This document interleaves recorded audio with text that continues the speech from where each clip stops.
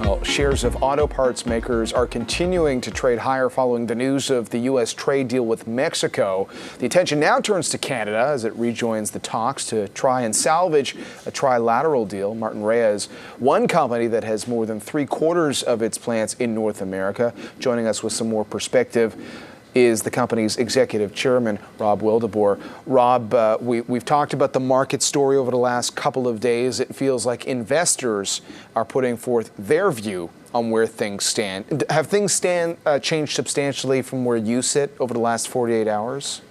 I think there's good cause for optimism. We have a lot of plants in Mexico and the U.S., and that deal alone is very good for our company. So we're very pleased. I know there's a process that we now follow, and we're taking a look at some of the auto parts stocks as well.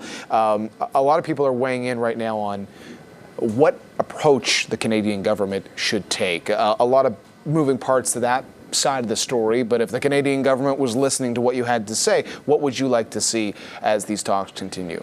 Well, they've been listening pretty well in terms of the discussions on the automotive. I think that with respect to that, this is a deal that certainly Canada can accept. We, as an auto parts supplier, and I think that's true of other Canadian auto parts suppliers as well, the higher North American content to 75% is fine. And quite frankly, the wage rules are certainly fine for the U.S. and Canada, and I think pretty good for Mexico as well, because the percentages that they've adopted are pretty reflective of how vehicles are assembled today. So it's more of a grandfathering than a big change, we think. So we think that's very positive, and quite frankly, we think that auto deal was kind of acceptable to Canada several months ago, and so was indicated. We also think that the new sunset rules are livable, certainly a lot better than what was proposed in terms of the 5-year provision. And then in terms of some of the other things, I think the government has to balance some interests, but I would like to see cheaper milk prices. Cheaper milk prices. Yep. So at the end of the day, when you've had your conversations with the government, have you been raising that issue of the supply management issue? Yeah, I think, when you advise the government, you recognize that they have different constituencies to reflect, and I think good advice is not opinion. It is here's the facts, here's what we see. So on the auto side, I think the feds have done a really good job, and I think we've been well represented by Christia and Steve and some of the other people focused on the issues. How have the evolution of your business I guess would speak to where we are now? I mean, we've always talked about the challenges in trying to forge a new path on trade without having all countries on board, given how integrated the supply chain is at this stage of the game. I mean, we see that in the breakdown of your business as it stands today. I mean, maybe a reminder of how your business breaks down. Well, we really focused our growth on becoming a North American parts suppliers to say to the customer, wherever you make cars, we're going to make parts for you, basically down the road, close to you. And as a result, we've developed a very good U.S. footprint and a very good Mexican footprint. Indeed, our Canadian footprint is smaller than Mexico, which is in turn smaller than the United States. So actually, if you look just between the U.S. and Mexico, probably 80% of our North American production is in those jurisdictions. So we've done that, and then a lot of what we produce, we purchase the materials in country and then deliver down the road in country. So we've kind of built our business on that. What we do want to ensure is that an efficient supply chain benefits everybody.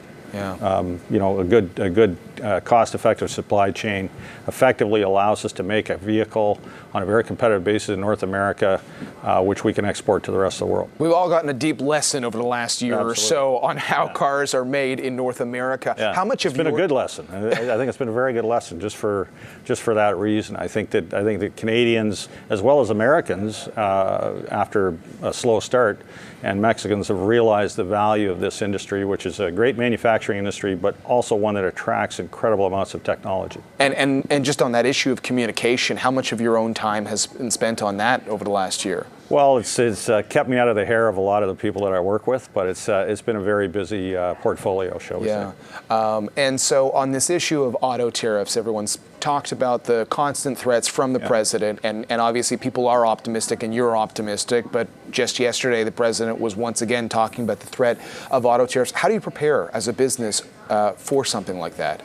Well, there's an element of huff and we can puff and so forth, but at the end of the day, the actual tariffs that have been put in place, the steel and aluminum tariffs, are pretty minor in a lot of respects in the context of our industry, and I think we'll get there. The reality is that if the U.S. imposes tariffs on Canadian production, well, you're putting a tariff on General Motors, Ford, Chrysler, Toyota, and Honda.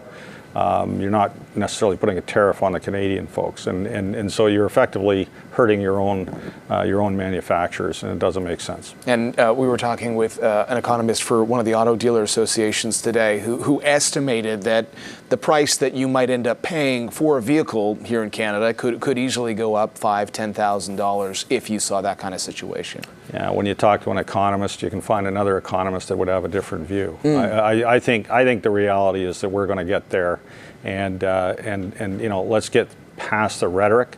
I think what we're going to see is a better auto relationship going forward, and I think that every auto part company in Canada is probably happy with the higher rules of origin. I believe that they support the enforcement mechanisms. We've always needed a modernization, and I think with respect to the wage provision, I think that that's certainly manageable, and quite frankly, over time, we're certainly not averse to improving the fortunes of our people that work in Mexico.